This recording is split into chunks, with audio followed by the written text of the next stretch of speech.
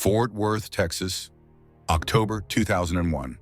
At first light, Cobb Park stretched across 225 acres of untamed fields and broken paths. In the early hours, two elderly men wandered into the park. What they found would haunt investigators for decades. Lying in the dirt was the body of a man. His injuries were devastating.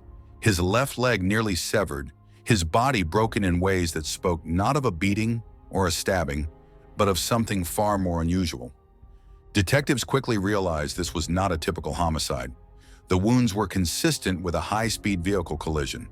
Yet the man's body had not been found on any roadway, but deep within the park. He had been dragged here, abandoned, left to be discovered by strangers. The victim was identified as 37-year-old Gregory Biggs, a skilled bricklayer who had fallen on hard times.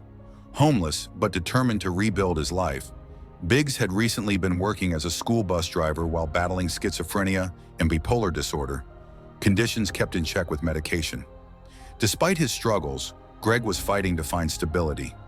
Investigators believed he was the victim of a hit and run, but with no paint transfers, no skid marks, no eyewitnesses, the case grew cold. Months passed, and Gregory Biggs' death risked fading into silence. Then in February 2002, a phone call changed everything. A young woman reported overhearing a shocking confession.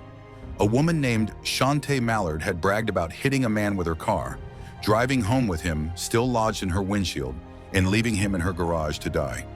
When police arrived at Mallard's modest home just 3 miles from Cobb Park, what they discovered defied comprehension. Inside her garage sat a gold Chevy Cavalier. Its windshield was shattered, embedded with glass, blood, and strands of hair. The passenger seat had been removed and partially burned, a desperate attempt to erase evidence. Confronted by officers, Mallard broke down.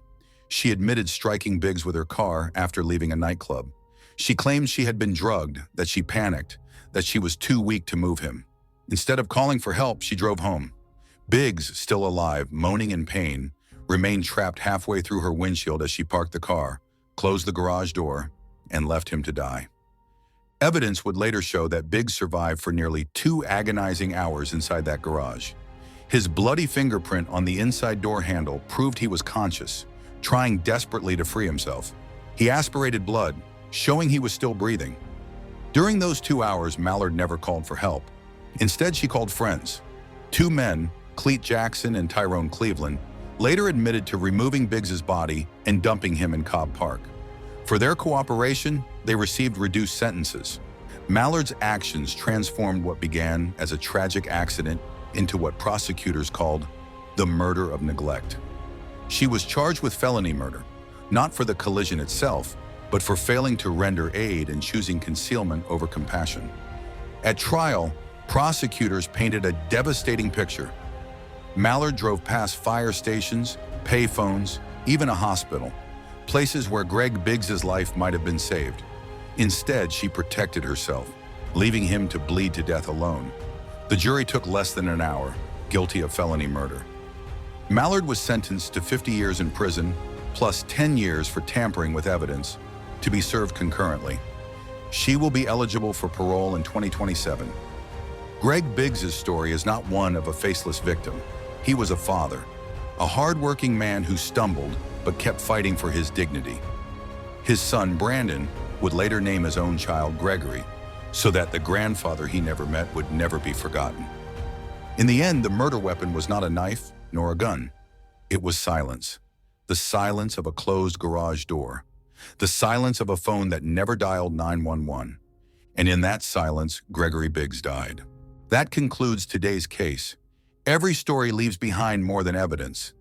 It leaves scars, questions, and voices that should never be forgotten. If you found this narration compelling, make sure to subscribe to Bloodstained Narratives and join me as we continue uncovering the truths hidden in the shadows. Don't forget to like, share, and leave your thoughts in the comments. Your voice helps keep these stories alive. Until the next case, stay safe.